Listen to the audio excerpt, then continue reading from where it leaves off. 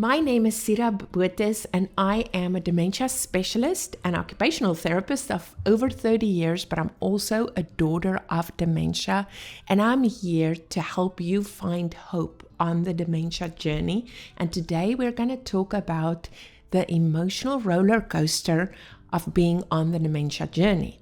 We're going to unpack the factors that impacts that emotional roller coaster, and we're also going to talk a little bit about solutions and how do we take control of that day-to-day impact of emotional responses to things that we cannot always control.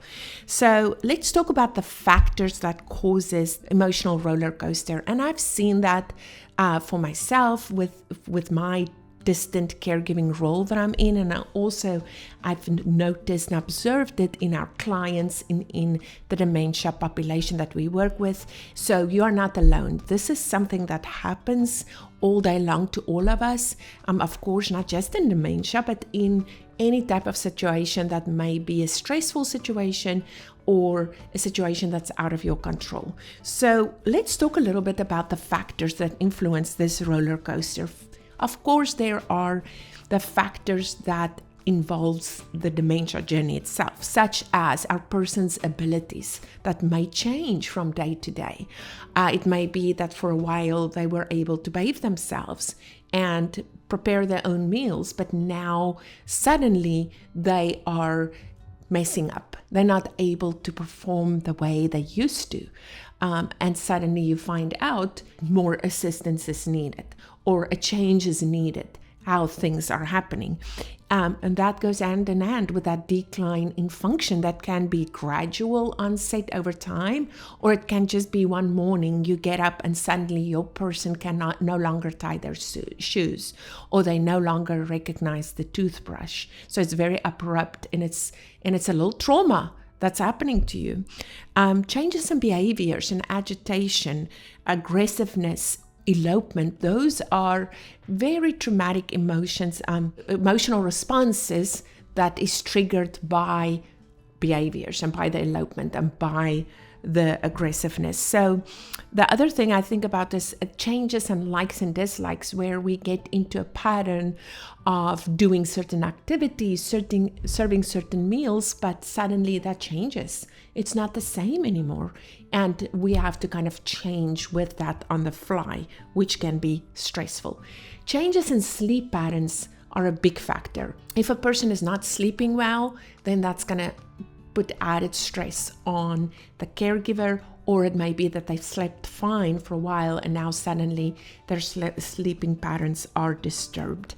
Then there's those medical emergencies like falls or UTIs that can occur.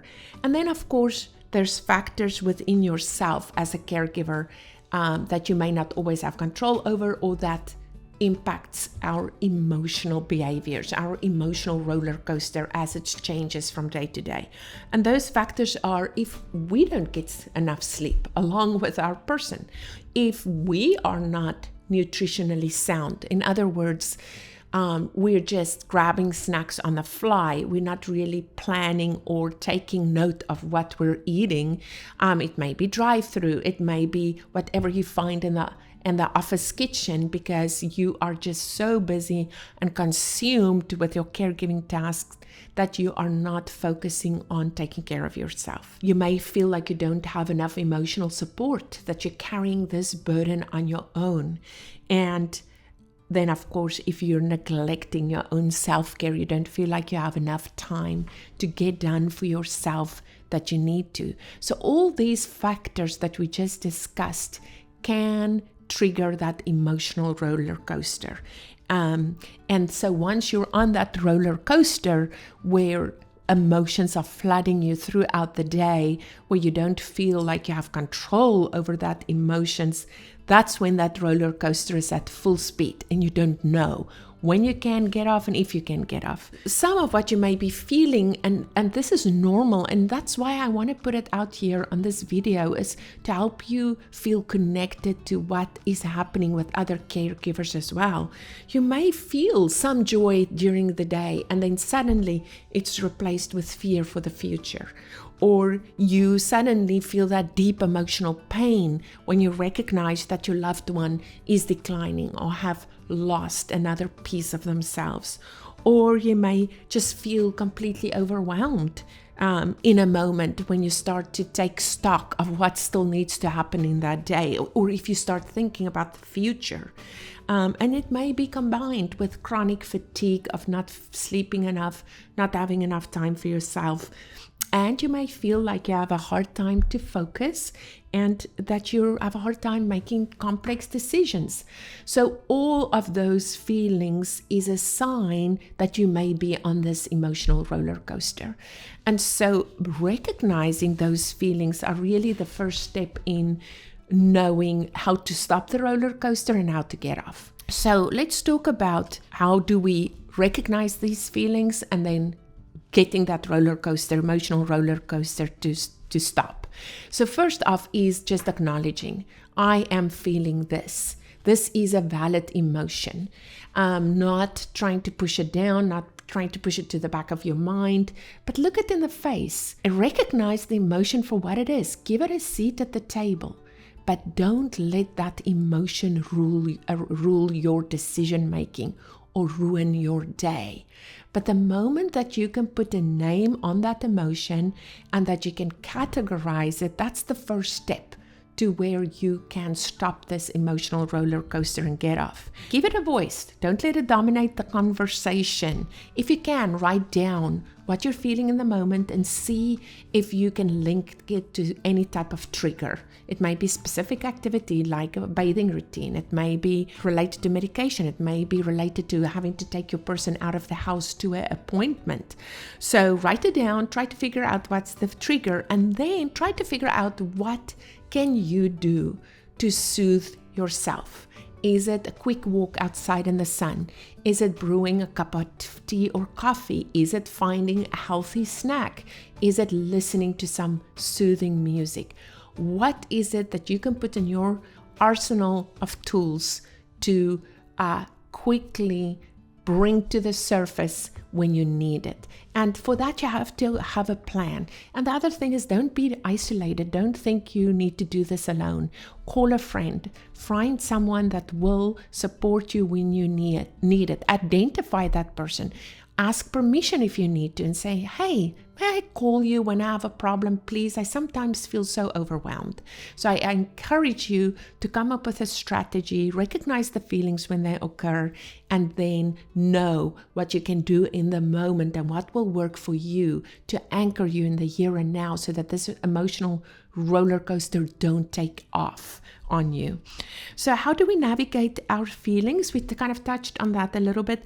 We need to acknowledge and give that feelings permission. Well, give myself permission to feel what I feel and acknowledge each emotion for what it is. And there's actually something that you can look up on the internet. It's an emotional wheel of feelings, and it's a rainbow colored view, and it has all the different nuances for anger and for happiness and for sadness and for joy, and it allows you to give words to what you're feeling and thinking. And then make sure you have a strategy so that you can move on. Even if it's setting a clock for 5 minutes, I'm going to sit here and I'm going to feel the sadness that I have for 5 minutes. And I'm going to set the clock, and in 5 minutes, I'm going to get up, I'm going to make a cup of coffee, and I'm going to sit in the sun. And then after that, I'm going to get to what needs to get done. So that leads into, how do I thrive and not just survive? So we need to enable ourselves to survive by not being caught in being a victim. So if I'm focusing on all my negative feelings and all my struggles and I stay there, then I'm victimizing myself. However, if I allow myself to feel each emotion, to validate it, but not to let it control my thinking patterns, then I'm a survivor. And if I'm actually able to come up with strategies and I'm intentional about those strategies and I have them lined up and I execute them to empower myself to overcome these emotions that I'm feeling in a positive way, then I'm a thriver. So we cannot always control our environment. We cannot always control what's happening to us, especially when we're on the dementia journey, where a lot of factors are so unpredictable, but we can choose how we respond to it.